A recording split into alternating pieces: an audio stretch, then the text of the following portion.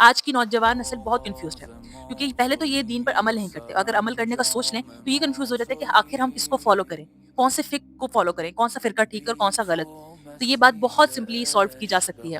اس کے لیے آپ کو کسی سے مشورہ کرنے کی ضرورت نہیں ہے، بلکہ خود اندازہ لگانے کی ضرورت ہے کہ رسول پاک صلی اللہ علیہ وآلہ وسلم کے بعد کیا ہمیں کسی کی ضرورت ہے؟ نہیں۔ کیا رسول پاک صلی اللہ علیہ وآلہ وسلم کی تعلیمات میں سے کچھ حصہ نکال کر اس پر عمل کرنا چاہیے یا ان کی تمام تعلیمات پر؟ ظاہر سی بات ہے ان کی تمام تعلیمات پر، مگر پھر بھی ہم امام بنا لیتے ہیں، پھر ان امام کے پیچھے فرقے بنا لیتے ہیں اور فرقوں پر عمل کرنا شروع کر دیتے ہیں، اور پھر ایک دوسرے سے نفرت کرتے ہیں، ایک دوسرے کے اندر کیڑے نکالتے ہیں، ایک دوسرے پہ انگلیاں اٹھاتے ہیں، اور اس سے امت مسلمہ کے حصے ہو جاتے ہیں۔ بے شک یہ حدیث میں ہے، نبی پاک صلی اللہ علیہ وآلہ وسلم نے فرمایا تھا کہ میرے امت کے 73 فرقے ہوں گے۔ تو یہ مینشن ہے، اس کا کیا مطلب ہے کہ آپ ان فرقوں میں سے ہوں گے؟ تو وہ تو کوئی بھی نہیں جنت میں جائے گا، ایک جماعت جنت میں جائے گی۔ وہ جماعت کون سی جماعت ہوگی؟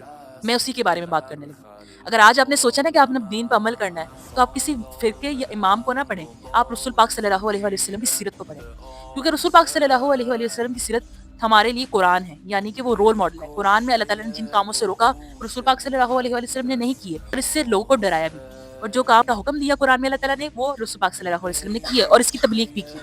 تو پھر ہم کیوں کنفیوز ہیں؟ آپ نے اللہ تعالیٰ کی کتاب رسول صلی اللہ علیہ وآلہ وسلم کو پڑھنا ہے بغیر کسی فیوریٹزم کے۔ یہ پوائنٹ بڑا اہم ہے۔ آپ کسی امام کے پاس، کسی ٹیچر کے پاس، کسی مدرسے میں جاتے ہیں اور آپ دیکھتے ہیں کہ ایک بندہ جون سا ہے وہ قرآن اور دین کو استعمال کر رہا ہے کسی کی نفرت آپ کے دل میں ڈالنے کے لیے، پھر چاہے وہ آپ کے کوئی مسلمان بھائی ہوں، کوئی فرقہ ہو، کچھ بھی ہو۔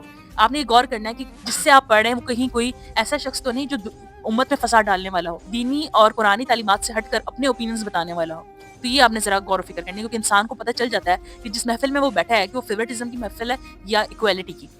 ٹھیک ہے نا، یہ چیز آپ نے نوٹس کرنی ہے۔ آپ نے قرآن اور سیرت رسول پاک صلی اللہ علیہ وسلم کو پڑھنا ہے، اس کو پکڑنا ہے۔ پھر اس کے بعد اب آپ کا سوال ہوتا ہے تو ہم وہاں کیسے پہنچے؟ تفسیر کس کی ٹھیک ہے؟ کون سی تفسیر پڑھیں؟ پہلی بات تو یہ کہ اللہ تعالیٰ نے قرآن کو آسان کر دیا۔ قرآن کو سمجھنے سے پہلے آپ رسول پاک صلی اللہ علیہ وسلم کی سیرت پڑھیں۔ سیرت پڑھیں گے تب آپ کو قرآن بھی بہت اچھے سے سمجھ آئے گا، کیونکہ ان کی زندگی میں ہونے والے واقعات ریلیٹ کرتے ہیں۔ ہمارے نبی پاک صلی اللہ علیہ وسلم کا کردار قرآنی تھا، یعنی کہ ان کے ادب جتنے بھی تھے، جتنے بھی اخلاقیات تھے، وہ قرآن کے عین مطابق تھے۔ رسول پاک صلی اللہ علیہ وسلم کی سیرت تک پہنچنے کے لیے، ان کو پڑھنے کے لیے ضروری ہے کہ آپ ان کے اہل بیت تک پہنچیں۔ اب آپ سوچیں گے اہل بیت تک کیوں؟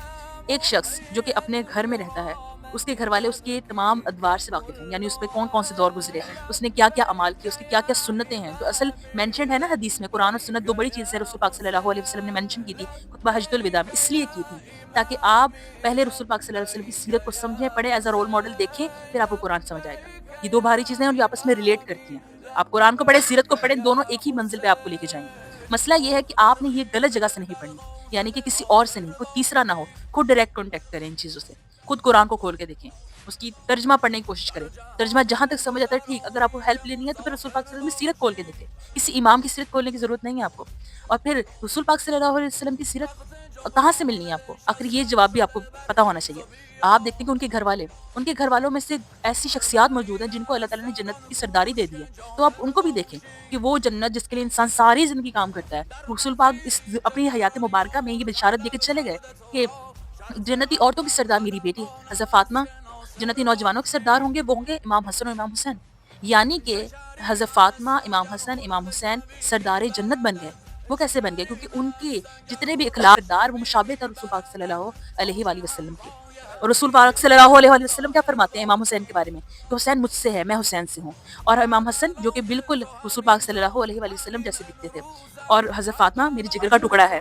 ٹھیک ہے، یہ سب چیزیں ہمیں ریلیٹ کروا رہی ہیں کہ یہ ہستیاں جو ہیں یہ ہمیں رسول پاک صلی اللہ علیہ وسلم کا جو ایک عملی نمونہ ہے وہ پیش کرتی ہیں۔ ہم ان کو دیکھیں، رسول پاک صلی اللہ علیہ وسلم کو دیکھیں تو ہمارے لیے قرآن سمجھنا آسان ہے۔ اب ہم حضرت علی کی بات کرتے ہیں۔ حضرت علی کے بارے میں مینشن حدیث ہے کہ رسول پاک صلی اللہ علیہ وسلم نے فرمایا کہ میں علم کا شہر ہوں، میں ہدایت کا شہر ہوں، اور علی اس کا دروازہ، یعنی مجھ میں داخل ہونے سے پہلے تمہیں علی کے علم سے استفادہ کرنا ہوگا، علی کے علم کو سمجھنا ہوگا۔